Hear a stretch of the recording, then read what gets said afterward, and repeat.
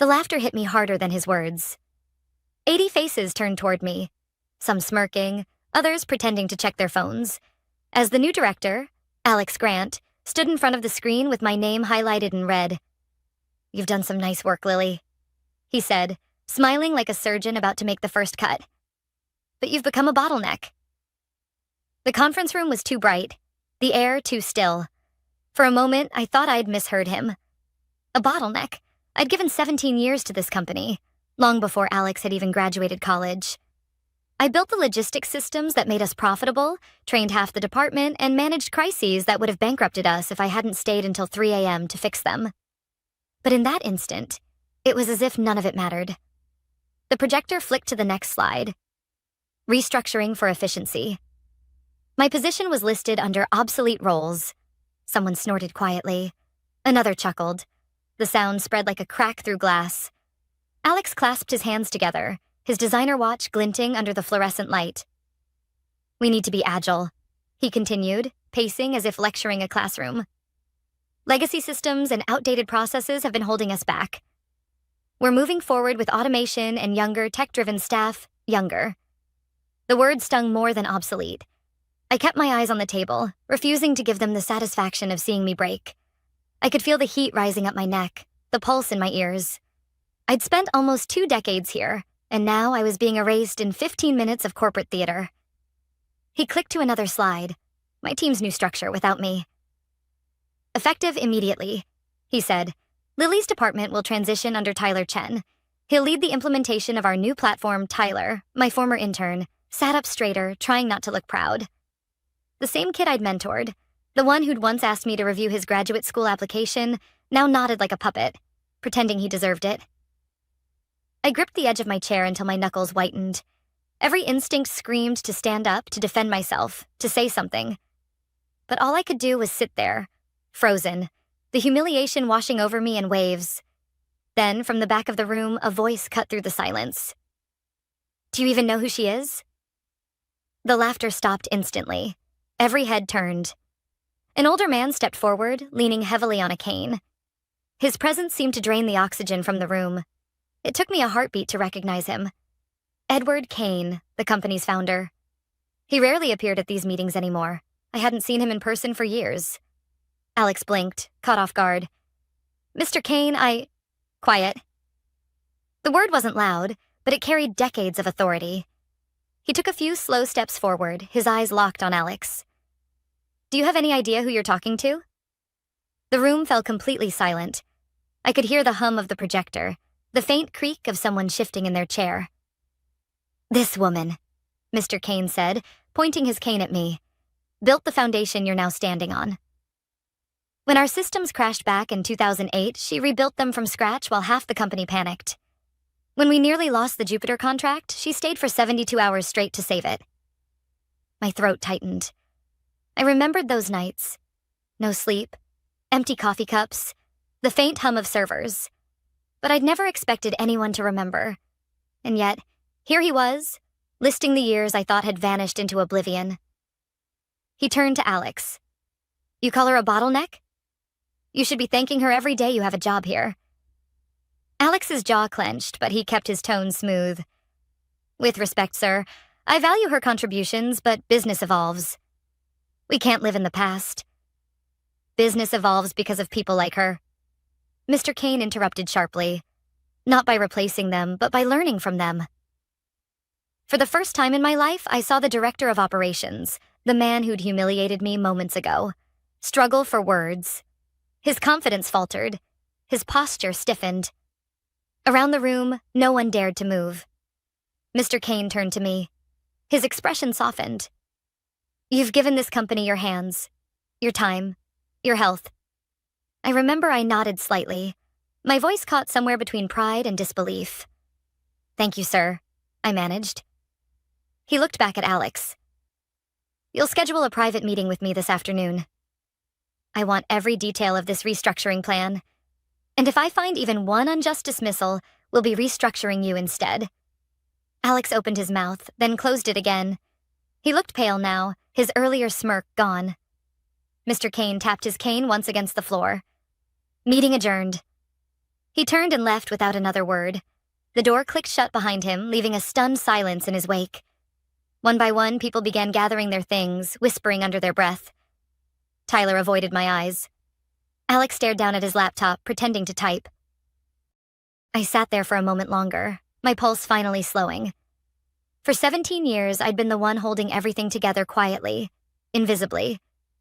And in a single moment, the man who built this company had reminded everyone of it. But as I walked back to my office, I couldn't shake one thought. This wasn't over. Because if there was one thing I'd learned in all those years, it was this. Public humiliation is never just an accident. It's a move. And every move deserves a response. When I got back to my office, the open plan floor fell silent. Conversations cut off mid-sentence, keyboards stopped clicking, and everyone suddenly found something fascinating on their screens. No one looked at me directly, but I could feel their glances like static in the air. I closed the door quietly. The sound of it shutting felt final, like sealing myself off from the company I'd helped build. My desk looked exactly as it had for years. Neat stacks of reports, color-coded binders, a photo of my daughter on her first day of college. Nothing had changed on the surface, but everything had. For a long moment, I just stood there, trying to process what had happened. The humiliation still burned under my skin. Mr. Kane's defense had stunned everyone, including me, but it didn't erase the damage. Alex had called me obsolete in front of the entire company. That stain wouldn't wash off easily. A soft knock broke the silence. The door creaked open and Tyler stepped in. "Lily," he said carefully, "can we talk?" I studied him. He looked nervous, which was something. "You're the new head of operations," I said, keeping my voice even. "You don't need my permission to talk." He winced. "I didn't know Alex was going to do it like that," he said quickly. "He told me the restructuring would be private. I swear I didn't—" "Tyler," I interrupted. "Don't." "You sat there and said nothing." He shifted uncomfortably. "I couldn't risk—" "I know," I said quietly. "You couldn't risk your position." He opened his mouth, then closed it again. The silence stretched until he muttered, "I'm sorry," and left. When the door shut again, I sat down and pressed my palms against the desk. I wasn't angry at Tyler. He was young, ambitious, and terrified. I'd been him once, but that didn't make the betrayal easier. A notification pinged on my computer. Mandatory HR meeting, 3 p.m. My stomach tightened. Damage control, I thought. They'd be scrambling to contain the fallout from Kane's outburst. At 3 sharp, I walked into HR's glass-walled office. Emma, the HR manager, gave me a sympathetic smile that didn't reach her eyes. "Lily, please sit down." Alex was already there, arms folded. He looked composed again, though a faint tension rippled around his mouth. "Let's keep this professional," he said. Professional? I almost laughed. Emma cleared her throat. "Mr. Kane's comments this morning created some confusion," she began. "We're reviewing all restructuring decisions to ensure compliance with policy. In the meantime, Lily, your role remains under evaluation." "Under evaluation?" I repeated. "Meaning?" Alex leaned forward. "Meaning nothing is finalized yet. We'll determine the best fit for your experience moving forward. You've been with the company a long time." We value that his tone was smooth, but his eyes gave him away. He wasn't apologizing. He was regrouping. "I see," I said. "And how long will this evaluation take?" "A week, maybe 2, Emma said. "Please don't worry." "You'll continue receiving full pay." I nodded slowly. "Right," paid silence. Neither of them responded. When I left the HR office, the hallway felt colder than usual. My phone buzzed with a message from an unknown number. That was brave today. He won't forget it. No name, no signature. Just that. I stared at it for a long time before locking the screen. I didn't need more mystery today. That evening, I stayed late, packing a few personal things into a box. Not because I was leaving, yet, but because it felt wrong to leave them in someone else's hands. I ran my fingers over a small wooden plaque on my shelf. Employee of the Year, 2013. The memory of that night came back easily. Mr. Kane shaking my hand, saying, "People like you are the reason we'll survive any storm." Apparently, storms were easier to survive when you weren't considered a bottleneck. As I turned off the lights, I noticed movement down the hall. Alex was in his glass office, phone pressed to his ear, pacing. His reflection shimmered faintly in the dark. I couldn't hear his words, but I caught fragments. Kane's interference, optics, temporary hold. So that was it. He wasn't backing down, just biding time until he could make his next move. On the drive home, the city lights blurred in the rain. My head throbbed. Every scene replayed in my mind. The laughter, the stares, Mr. Kane's voice slicing through the tension. Do you even know who she is? I didn't know what surprised me more. That he remembered me, or that no one else seemed to. When I reached my apartment, I poured a glass of wine and opened my laptop. My inbox was overflowing with quiet messages from colleagues. That was brutal. Are you okay? He had no right to humiliate you. Kane really put him in his place. And one that stood out. Be careful. He's already planning something. HR is just a smokescreen. No name again. I stared at the message for a long time. My instincts told me it was true. People like Alex didn't forget public embarrassment. They retaliated. Quietly. Efficiently. I leaned back in my chair, the glow of the screen reflecting off my wine glass. I didn't know what Mr. Kane's sudden defense meant for me, whether it was protection or temporary luck. But I knew this. The fight wasn't over. And if Alex thought I was just an aging obstacle he could quietly push aside, he'd soon learn something about women like me. We may bend, but we don't break. Not when everything we've built is on the line. As thunder rolled faintly outside, I made a decision. I wasn't going to wait for HR to decide my worth. I was going to find out why Alex wanted me gone, and what he didn't want Mr. Kane to see. Because if he thought this was the end of my story, he was about to learn how wrong he was. The next morning, I arrived at the office earlier than usual. The parking lot was still half empty, the building washed in the pale light of dawn. My badge still worked. Small mercy. And as the elevator doors closed, I caught my reflection in the mirror-polished steel. Tired eyes, hair pulled back, calm on the surface. No one would guess my stomach was in knots. I needed answers. Alex hadn't humiliated me for sport. There was something else behind his decision. Something strategic. People like him didn't move without purpose. When I reached my floor, I slipped into my office quietly. My inbox had already begun filling with overnight updates, mostly forwarded reports I wasn't supposed to see anymore. But one email caught my eye. Subject line: System audit.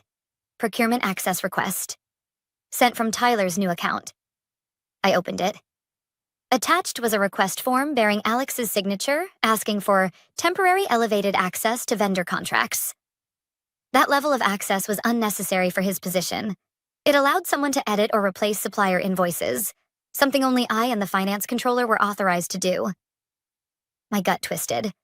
I'd seen this pattern before, years ago, when a project manager had inflated vendor invoices to skim a consulting fee.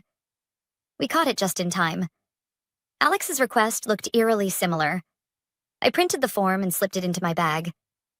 If I was right, Alex wasn't streamlining operations. He was positioning himself to control money flows. And removing me, the only person who'd noticed discrepancies, was step one. A soft knock startled me. Emma from HR peeked in, holding a folder. Morning, Lily. Just checking in. How are you holding up? I've been better, I said honestly. What's that? Paperwork from yesterday's meeting, she said, placing it on my desk. Standard documentation while your role is under review. I thanked her, but before she left, I asked, Emma, do you know if Mr. Kane spoke to Alex after the meeting? She hesitated. They met privately last night. I wasn't there, but Alex didn't look pleased afterward. That gave me a flicker of hope. And the evaluation? Is HR actually reviewing, or is this just protocol? Her lips pressed together. Off the record? It's both. The board's split. Kane wants to freeze all structural changes until an internal audit is done. But Alex is pushing back, saying delays will cost the company an internal audit. I repeated. When does that start? End of the week, she said. They're bringing in an external team. My pulse quickened. If Alex had tampered with vendor contracts, that audit could expose it, unless he covered his tracks first. After she left, I stared at the folder on my desk. I couldn't sit and wait for someone else to uncover the truth. I opened my old system dashboard, still active thanks to a small oversight in IT's offboarding procedure, and began searching transaction logs from the past 2 months. It didn't take long. I found a series of unusual payments funneled through a new vendor account called ALX Consulting. The initials didn't even try to be subtle. The amounts were just below the threshold that triggered secondary approval. Classic trick. I took screenshots, encrypted them, and saved them to a flash drive I kept on my keychain. My hands trembled slightly. This wasn't just about me anymore. This was corporate fraud. At 9:05 a.m., the office began filling. Conversations floated through the air. Tyler walked by, pretending not to see me. Then, as I was about to close my laptop, an unexpected voice came from the doorway. "Early start, Ms. Hanley?" Alex stood there, coffee in hand, smile perfectly measured. Still dedicated, even while on review. Impressive, I forced a calm tone. Old habits. He stepped inside, uninvited, and leaned casually against the desk. "Listen, about yesterday. Things got a little intense. I hope you understand this is nothing personal." "Of course," I said evenly. "Purely business." He studied me, his eyes sharp, calculating. "You've done good work here, but sometimes progress means letting go. The founder? He's sentimental. I'm not. Don't take it the wrong way. I don't," I lied. "I just hope the company benefits from the changes." "Oh, it will," he said with quiet confidence. "Trust me." He turned to leave, then paused. "By the way, HR mentioned you still have access to the old logistics system. IT will disable it today. Just a heads up." My chest tightened. He knew. "Of course," I said, managing a polite smile. When he left, I exhaled slowly. I had maybe a few hours before he locked me out. I backed up the rest of the transaction logs and hid the flash drive inside the lining of my bag. At lunch, I drove to a small cafe across from headquarters, the same place Mr. Kane used to eat when he still ran the company. I wasn't sure why, but I hoped I might find him there. Luck, or fate, was on my side. He was sitting alone in the corner, reading the paper. I hesitated, then approached. "Mr. Kane?" He looked up, surprise flickering in his eyes before softening into recognition. "Lily," he said warmly. "Join me." I sat down, lowering my voice. "Sir, I think I know why Alex wanted me gone." He listened as I explained everything. The access requests, the vendor account, the hidden payments. His expression hardened with every word. "I can't prove intent yet," I said, sliding a copy of the form across the table. "But this isn't routine." He's consolidating financial control. Kane's jaw tightened. That would explain the resistance to the audit. He folded the paper and slipped it into his jacket. "You did the right thing telling me. But you need to be careful. Don't confront him again. Let me handle this quietly. I can't just—" "You've done enough," he interrupted firmly. "I'll make some calls. Go home early today. And Lily, thank you." As I walked back to my car, my phone buzzed again. Another anonymous text. "He knows you talked to Kane." My blood ran cold. When I looked back toward the office building, Alex was standing by the window of his corner office, phone pressed to his ear, eyes locked on the parking lot. Straight at me. I didn't sleep that night. Every sound outside my apartment made me flinch. The glow from my phone on the nightstand kept me half awake, waiting for another message that never came. By sunrise, I had convinced myself I was overreacting, but a part of me knew I wasn't. Alex knew I'd gone to Kane. That much was certain. The question was, how? When I arrived at work the next morning, the air felt heavier. My badge still worked, but I noticed 2 security officers standing near the elevators, pretending not to watch me. In the office, people avoided eye contact altogether. Even Tyler's desk was empty. As I sat down, my computer booted to a new login screen. My access had been fully revoked. A message appeared. "Account deactivated. Please contact IT." They'd moved faster than I expected. At 9:12 a.m., Emma from HR appeared at my door. Her face was pale, lips pressed tight. "Lily," she began. "Could we speak privately?"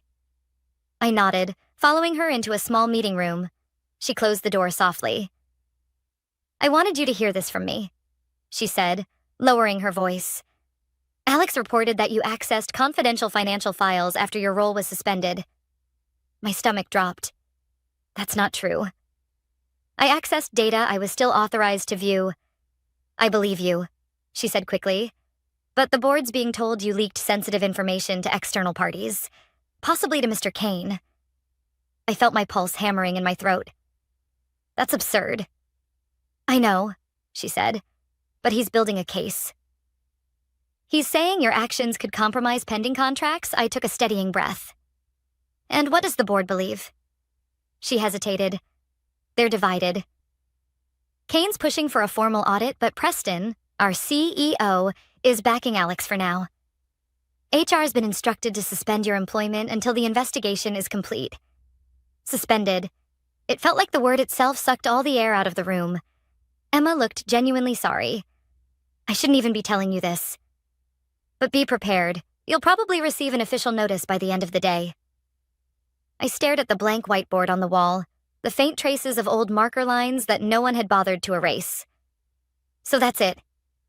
17 years, and suddenly I'm under investigation." Emma touched my arm gently. "For what it's worth, Kane doesn't believe any of it. He's furious. That should have made me feel better, but it didn't. Kane's support was powerful, but temporary. If Alex managed to fabricate evidence before the audit began, I'd be the scapegoat." When I returned to my office, a cardboard box sat on my desk with a note from security. "Please clear personal items before noon." I stared at it for a long time. It wasn't just a box. It was the physical manifestation of erasure. At 10:47 a.m., my phone buzzed with an email from a private address. "Check the contracts folder in internal archive. Folder name, Phoenix." No signature, no context. Just that. Against every sensible instinct, I decided to follow the lead. Using my personal laptop, I accessed the company's public archive system, a server used for marketing materials that still mirrored older internal data. It took minutes of digging, but I found it. Phoenix_contracts_2023. The files were encrypted PDFs with altered metadata, recently modified by T. Chen. My heart sank. Tyler. I opened one file using a decryption tool I'd helped IT test years ago. Inside were purchase orders and payments tied to the same fake vendor name, ALX Consulting. But now it was worse. Tyler's digital signature had been appended to them, effectively making him look like the culprit. It was a perfect setup. Alex had left just enough digital fingerprints to implicate someone else. And now that I'd been suspended, I'd have no way to clear my name once this evidence surfaced. I copied everything, screenshots, logs, metadata trails, and sent them to an encrypted email address I'd created the night before. Then I printed one contract, folded it carefully, and slid it into my bag. At 11:32 a.m., my office phone rang. Unknown number. "Lily Hanley," I answered. "Ms. Hanley," a man's voice said briskly. "This is Marcus Lane, external auditor assigned by the board. Mr. Kane requested that we meet today. Are you available at 2 o'clock? Relief flickered through me. "Yes, absolutely. Please bring any documentation relevant to your role's restructuring and project finances from the last quarter," he added. I glanced at the flash drive in my bag. "I will." 2 hours later, I sat in the conference room across from Marcus, a calm, methodical man in his 40s with sharp eyes and no visible bias. Kane joined us 10 minutes later, walking with his cane but radiating authority. "Before we begin," Marcus said, "Mr. Kane has shared concerns regarding irregularities in financial records. Ms. Hanley, I understand you have supporting material?"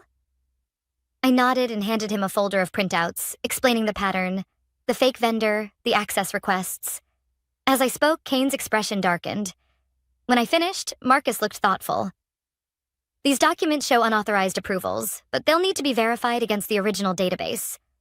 Your access has been revoked, correct?" "Yes," I said. "I'll request mirrored backups," he said. "If this holds up, it's serious misconduct, possibly criminal." Kane turned to me. "You did the right thing. Stay away from the office for now.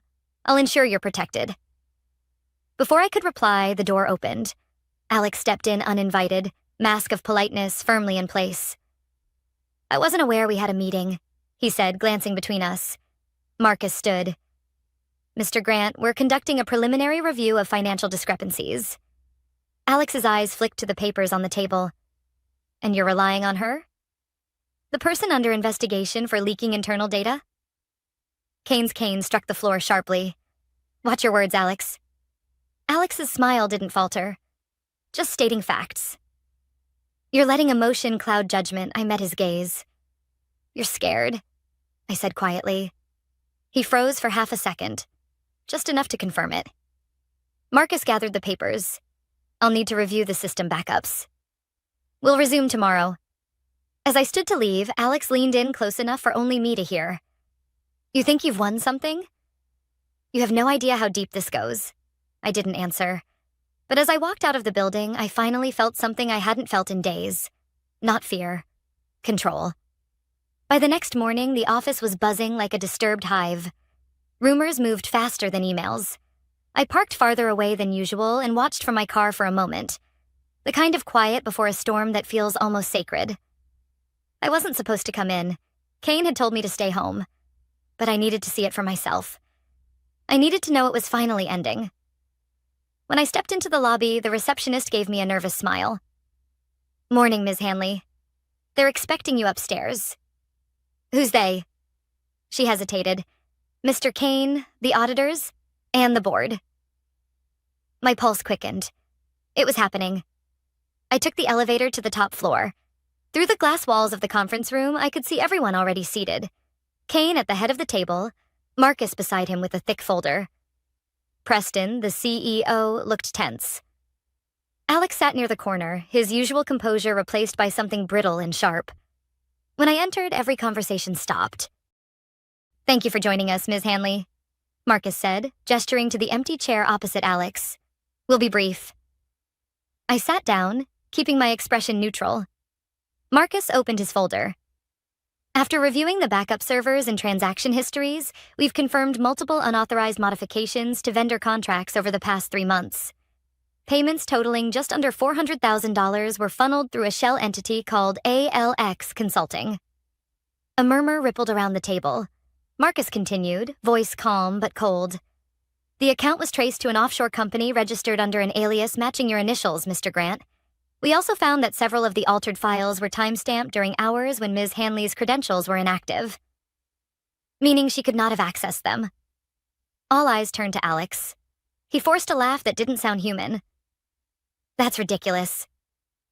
Anyone could have spoofed my credentials, especially someone who knew the systems inside out." He looked at me. "Like her?" Marcus didn't flinch. "We verified through IOP logs and system certificates. The activity originated from your office computer, Mr. Grant. The evidence is definitive." Alex's smile cracked. "This is absurd. Kane's voice cut through the air. "Enough." The single word landed like a gavel.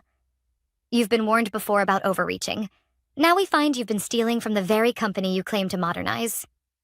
Preston rubbed his temples, looking exhausted. "Alex? Why?" Alex straightened in his chair, defiance flickering. "Because this place is dying," he said, voice rising. "You all worship tradition while competitors leave us behind. I was trying to save it, and she," he pointed at me, "was standing in the way." "You weren't saving it," Kane said quietly. "You were selling it." The room went still. Marcus closed the folder. "We've already frozen the accounts linked to your authorization keys. Legal counsel is preparing formal charges. You'll need to surrender your access badge immediately." For a moment, Alex just sat there, stunned. Then his jaw tightened. "You'll regret this," he spat, rising abruptly. "All of you." He stormed out, the door slamming behind him. The echo lingered long after his footsteps faded. Preston sighed deeply, his shoulders sagging. 17 years, he said, turning to me. "You warned us about the human cost of rushing modernization." I should have listened sooner. Kane placed a hand on the table. "We'll correct it now." He looked at me. Lily, I owe you an apology. You didn't just protect this company. You protected its soul. I swallowed hard, the weight of months finally catching up to me. I didn't do it for gratitude, I said quietly. I just didn't want to see everything we built destroyed. Preston nodded. The board has already agreed to reinstate your position. And not just that. We want you to lead the new Quality and Ethics Division. Direct access to the board. No intermediaries. For a second, I couldn't speak. You're serious? Kane smiled faintly. Completely. Relief flooded me so quickly it almost made me dizzy. 17 years of work, humiliation, and fear, validated in a single moment. I thanked them both and stepped outside. Through the window, I could see security escorting Alex out of the building, his shoulders rigid, his gaze fixed straight ahead. It should have felt triumphant. Instead, it felt strangely hollow. When I returned to my old office, a few coworkers looked up. No one laughed this time. Tyler approached me hesitantly. Lily, I'm sorry for everything. I didn't know what he was doing. I know, I said. Now you do. Learn from it. He nodded, eyes lowered. That evening, after the official announcement went out, I stayed behind, standing by the window as the city lights blinked to life. My reflection stared back. Older, steadier, maybe a little wiser. Kane stopped by before leaving. You could have walked away, he said. Most people would have. I almost did, I admitted. But sometimes walking away feels like letting someone else write the ending for you. He nodded thoughtfully. Then I'm glad you stayed long enough to finish the story yourself. When he left, I turned off the lights. The office was quiet again. Just the soft hum of the machines I once feared would replace me. They hadn't. They never could. The next morning, I arrived early, coffee in hand, same as always. My nameplate had been reinstalled outside my office door. Clean, polished, like it had never been removed. But inside, I left one thing unchanged. The small wooden plaque on my shelf. Employee of the Year, 2013. I smiled. Not because of what it represented, but because of what it reminded me. Progress doesn't mean erasing the past. It means building on it. And sometimes the quietest person in the room, the one you call a bottleneck, is the only reason everything still works.